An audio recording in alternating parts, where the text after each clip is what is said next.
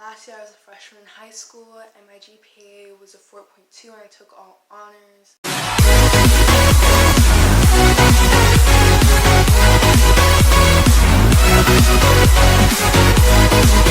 Hey guys, welcome back to my channel. My name is Nelsa. If you're a returning subscriber, thank you so much for coming back to my channel to share another video with me. And if you're not subscribed to this channel, please make sure to press that subscribe button. I'm going to give you a couple of seconds to do that right now.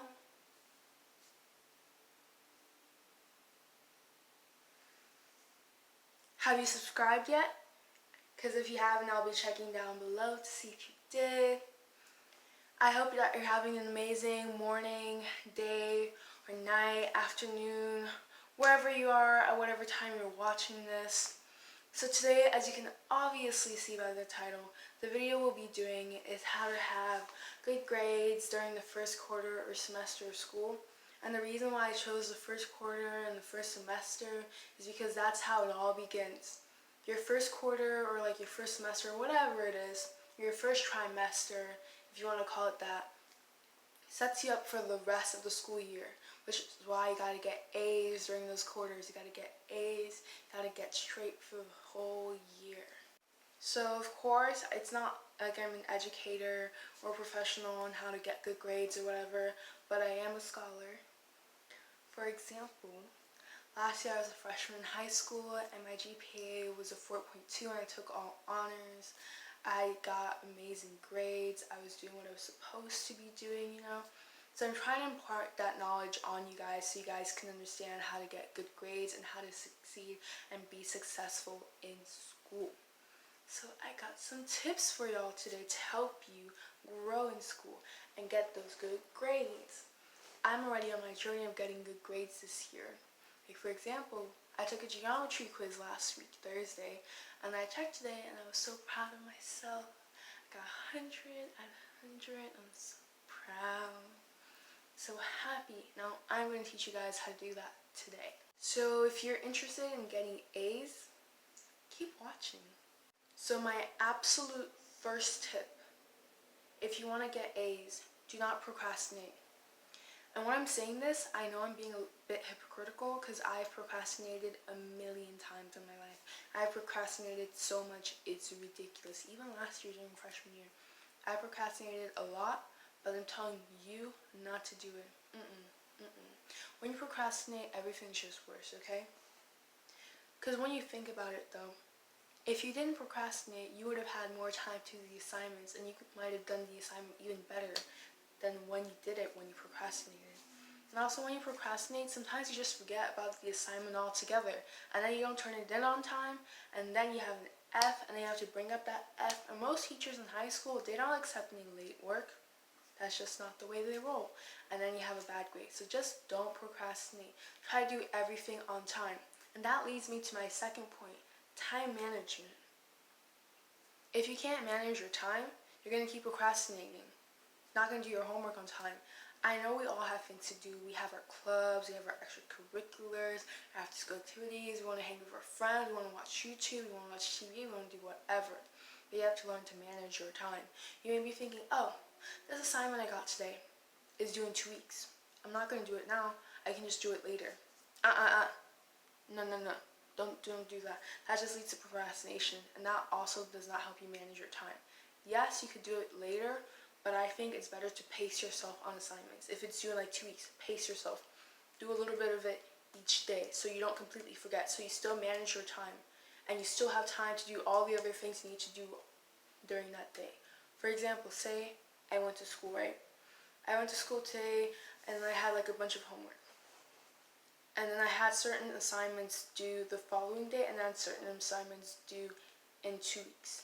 Even though those certain assignments would be due in 2 weeks, I'd still do part of it and I'd complete all the ones that are due the following day after I do my extracurriculars or after school activities. But I have to make sure that I start the one that's due in 2 weeks or else I might forget, and then when it's almost 2 weeks, I might just suddenly remember and be like, oh my gosh, I didn't do the assignment, and I have to rush and rush and rush and rush and rush, and I have less time to do whatever I needed to do on that day once the 2 weeks come. I don't know if that makes sense, but that's how I think in my head. So I get everything done on time. The third tip is making friends with your teachers, okay? I feel like it's very important for your teachers to like you. Sometimes you don't necessarily like your teachers, but you want them to like you. Because at the end of the day, your teachers are the people who write you recommendations. They're the people who are going to help you out. And if you and your teacher don't get along, then when you need help with something, if you don't understand something, they might not necessarily want to help you. Yes, teachers are supposed to help you, but not all of them necessarily will if they don't like you, okay? So I think it's very important that you get along with your teachers, that you and your teacher have a good enough relationship that anytime you need help with anything, they'll be down to help you. They'll be there to help you. Number 4 is pretty basic. I feel like everyone knows this. It's to study. Studying is important, and I know not everyone wants to study. Like, for example, I'm taking AP Euro this year. I have to study a lot for AP Euro. I gotta read chapters every night, and I hate history. However, I still put a lot of effort and time into AP Euro, and I study for that class because that's a college level course. You cannot take an AP course and not study for it. And even for regular courses or honors courses, you should still study really hard, and you should know how to study. For me, the subjects I always study for first are the ones I struggle with the most. For example, I just hate math completely. So if I had to study for something, say I had 2 quizzes next week, one for math and one for religion, I'd study for the math one first because I struggle in math more than I do when it comes to like religion. And for religion, guys, I go to Catholic school, so we take religion. It's a required course, so you probably don't take religion if you go to public school, but just making this note for you guys.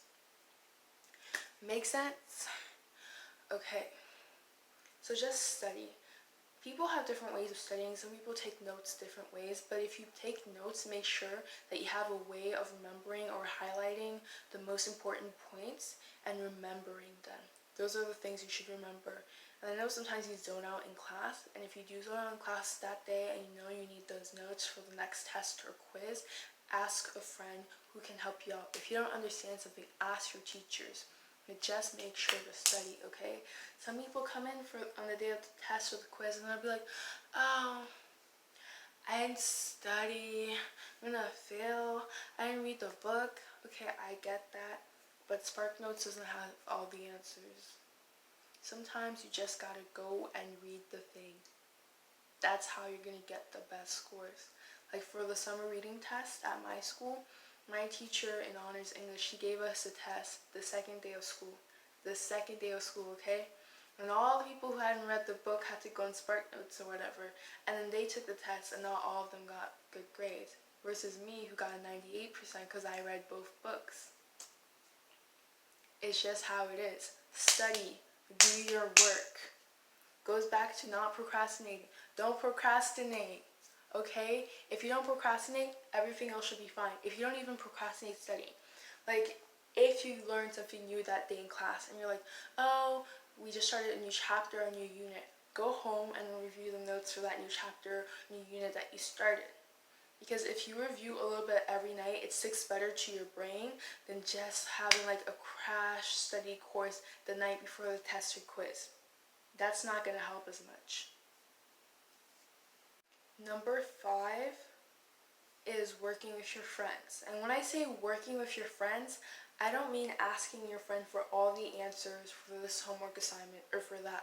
When I say working with your friends, I mean getting together and studying, working together. Like a really good example of this is last year, freshman year, right before finals, me and my friend, I went to her house and we ate pizza and stuff and we studied for our history test because our honors world history teacher had a really tough class. Like he was the nicest guy ever, but his class was just really hard. So we studied and I ended up getting an A on the final. And it really helped that we had that whole study day to go through the study guide, eat pizza, talk, have fun, but just study together and then just stick that information in our head. If you don't understand something and you reach out to your teacher and your teacher is not giving you the help you need, sometimes asking your friend is okay. Because some people are better at doing certain things like you are. Like, I have some friends who are way better at math than I am, and I hate math.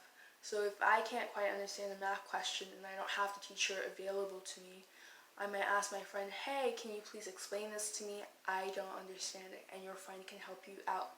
Because at the end of the day, you are stronger and better together if you have those good friends who can help you out, who can help you, who can teach you something that you don't understand. That really helps. Like, there are certain things in biology that I help explain to my friend, and like I helped her understand it. Like, there would be times we come in before the test and then like I help her review. Number 6 is take notes. And the reason why I say to take notes is because if you don't take notes, how are you going to remember the material?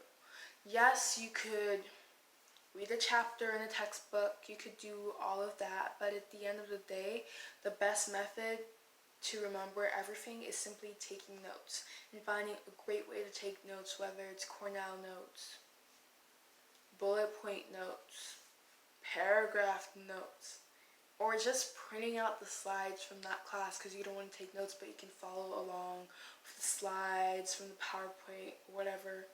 If your teacher is nice enough to post the PowerPoint somewhere where you can access it, just take notes, guys. This is just really simple. Take notes. Number 7 is finding ways to stay awake in class. And the reason why I say that is because there are a lot of classes I've been in my life and I'm just sitting there, I'm tired and I want to fall asleep. I'm very guilty of this in history from last year. Like, I loved my history teacher from last year. His class was really hard and I got an A in it. Yay. But there were plenty of times that I did fall asleep. And then also in bio last year, like, I actually really loved biology, but I fell asleep. Because biology last year, with the old schedule that my school had last year, your first period would be the same every single day. At least that's how my school did it last year. This year we have a completely different schedule, but last year your first period was the same every single day, and you'd have first period, then advisory. So it would just be like I wake up early in the morning, and early in the morning I'm tired, okay? Even after I take a shower, sometimes I'm still really tired, so I'd be really tired and I'd have to go to bio. And in bio, I'd catch up on the sleep that I wanted, that I did not get the night before, which is why I'd sleep in bio. Don't do that. Teachers don't allow you to chew gum because they just don't like that. And gum would help you stay awake, but you can't chew gum, so you gotta find other ways to do it. Taking notes, which is one of the previous tips I just gave, does help you to stay awake. One thing I've seen is when you just try to like do this with your eyes, keep it open, hold it for like 30 seconds and then let it go. That helps. If you want to like fiddle with your fingers, I don't know, draw. Ooh, drawing is a good one. Drawing helps me stay awake a lot in class. Drawing, journaling, just doing something. Even if you're drawing, you can still pay attention to the teacher. So drawing can really help. Drawing is a good one. Just find a way to stay awake in class, or else your teacher might get mad. My teachers last year didn't get too mad when I fell asleep. They actually probably didn't even care, okay? Because they never said anything to me about it. And even during parent-teacher conferences, I thought they would tell my parents, but they were just singing praises. Oh, she's such a good student. And I was like, wait, and I was just waiting and waiting and waiting and waiting for them to be like, yeah, and she falls asleep in my class. But they never did. Just draw. Just don't fall asleep, guys. So number 8 is actually something I'm working on, and it's raising your hand in class. And the reason why I feel like it's good to raise your hand in class is because it's good to participate if you get participation points, and also because it's good to ask questions if you don't understand something, and also because once you raise your hand and you participate in the class, you're taking a more active part in your learning, and you usually learn more by raising your hand. Like, say you may be sitting down and you might not be sure if this answer is right or not, but if you raised your hand and then you gave your answers to the class and it ended up being wrong, you'd learn your mistake, you'd learn from your mistake, and then you could grow from that. So that would be a really good thing. The reason why I don't personally raise my hand in class is because I just don't like it when everyone just turns to me while I'm talking. Or sometimes I like talking, guys. I really do, but when people first meet me, I'm a really shy person. And the same thing comes with public speaking. I'm really shy. I'm do I want to say anything? But for certain classes that I have where participation is required, I do raise my hand, especially in French class, but also because I'm very good in French. At the beginning of my math class this year, I was raising my hand quite a bit, but then I stopped because I noticed that anytime I raised my hand, well, most of the times I raised my hand, my math teacher wouldn't call me, but every time I didn't raise my hand, she would call me. And that really annoyed me because the times that she would call me, I didn't know the answer. And I hate not knowing the answer. I know you do learn from your mistake, but I also hate not knowing the answer because I always feel so embarrassed. So embarrassed when I don't know the answer, and then she's telling me how to do it right, and that's fine. But I'm just oh man, I feel so dumb. I look so dumb. My math teacher did that to me last year, but now in geometry, in my math class now, she's not doing that to me anymore, and I feel that's because I raise my hand less often. I'm also getting more answers right now, which I'm very happy about. Like I mentioned earlier, I got a good grade on my math test. Number 9 is ask for help if you need it. I've mentioned this with the other tips too, but I feel it needs a space of its own.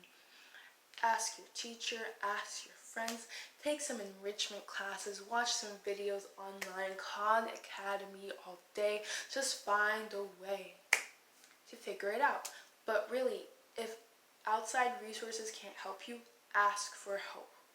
Because at the end of the day, if you don't ask for help and you're embarrassed like I am most of the time when I do something wrong, you might not get the help you need to get that A. Say you had a test coming up and you didn't understand anything on the test and you didn't want to ask your teacher for help and you were you know what, I just need to study more. That could be the difference between you making an A and a C in that class. Do you really want to do that? No. Number 10, my last and final tip is to do your best and to live up to your most potential. Okay, the reason why I say that, I don't know if I phrased that properly, but the reason I say that is because every single person in the world is capable of receiving an A in any class they want if they put their mind to it. But not every single person in every single location in the world gets an A in that class.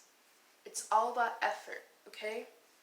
Effort. And sometimes you may not be as good at a subject as someone else, but just because they're better at doing math than you are, doesn't mean that you're not capable of getting an A in that class.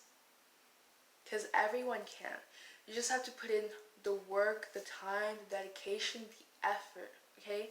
Say you tell yourself, this quarter, I want an A in this class.